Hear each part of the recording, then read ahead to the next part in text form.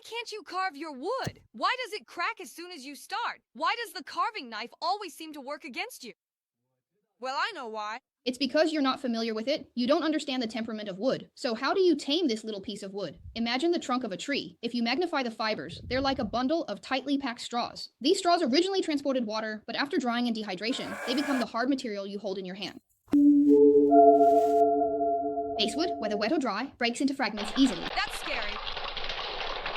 The vertically growing fiber straws split along the grain 100 times more easily than cutting across the grain. You can use this principle to quickly remove excess wood. Of course, when designing your work, you need to consider how the direction of the grain will affect the piece. For example, this finger is relatively thin. If the grain runs horizontally, its strength won't be as great as when the grain runs vertically. The finger will break off very easily, so remember this. Never use the cross-section of the wood to shape your work.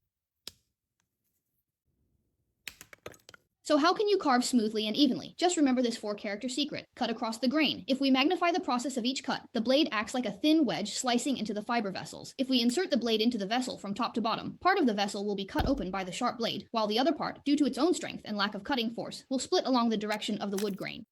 If we cut directly upward and sever the wall of the straw, you'll get a clean-cut surface. So, we can conclude that cutting across the grain will give you a smooth curved surface, whether you cut vertically like this or horizontally like that. Knowing this principle allows you to determine the direction of each cut clearly. But sometimes the grain of the same piece of wood changes back and forth, making it confusing. Or the shape doesn't follow the wood grain. You just need to try letting the blade enter the wood. If you notice a tendency for it to split, pull it out and change direction. Don't stress. Remember, it's just a piece of wood. If you mess it up, just get another one. It's really not that hard. Watch how you like, follow, and share. Skills will level up all the way.